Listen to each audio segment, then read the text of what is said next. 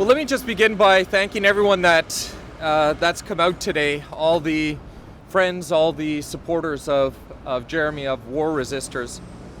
You've come out for Jeremy and war resistors, but whether you realize it or not, you've also come out for something else. The war resistors have taken a principled stand, a righteous stand. You're coming out to show support for a Canada that used to take righteous and principled stands, and a Canada that's slipping away from us. You know, it wasn't that long ago. 7 years may seem like a long time, but it wasn't that long ago that a Canadian Prime Minister, former Prime Minister Jean Chrétien, who was expected by the Bush administration to unquestioningly stand next to his bellicose intentions. And it was a very different atmosphere at that time. It was in the context of 9/11, where there was tremendous public sympathy. And it was very difficult for leaders of Western countries to say no to the Bush administration. Canada surprised the world, and most importantly, surprised the warmongering President Bush and said no. But it wasn't just Canada's former Prime Minister Jean Chrétien that said no. We have individual former Americans, patriotic young men and women that signed up because they fell for the propaganda. And then when they went to Iraq, notwithstanding the fog of war, the Bush propaganda, they saw through that. We now see the statistics, the over 200,000 civilians that died. They saw firsthand what those statistics meant. And they came back, and these patriotic Americans made the incredibly difficult decision to forsake their country, their citizenship, and make the difficult journey to Canada. And they had every right to expect that Canada would embrace their resistance to an unjust war.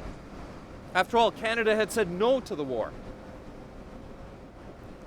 But unfortunately, in the meantime, Canada changed. We have a current Prime Minister who supports this unimaginative militarism, who lacerated former Prime Minister Jean Chrétien for taking a principled and righteous decision against an unjust war. And now today, his henchman, the Minister for Citizenship and Immigration, or probably more correctly should be called the Minister of Deportations, is sending these war resistors out of the country. We have a long history in Canada, starting with the Loyalists, with the Underground Railroad, with the war in Vietnam, of providing sanctuary. That's at stake. A majority of Canadians support us allowing Jeremy and all the war resistors to stay in Canada, to become Canadians. We're going to lose that. That's at stake.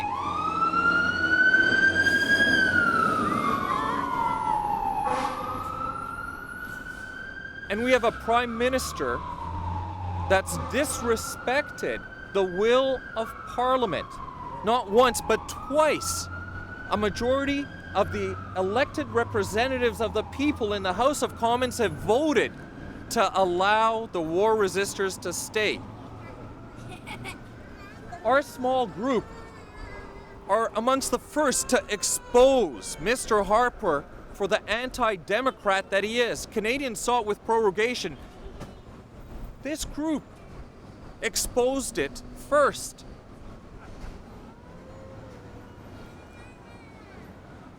I certainly hope that in the near future, after all this meticulous work that's been done, we'll have a movement that'll turn around and tell Mr. Harper, respect the will of the people. Respect the democratic will of the House of Commons. And respect the teaching that tells us that blessed are the peacemakers, for they will be known as the children of God. Thank you, and keep up the fight.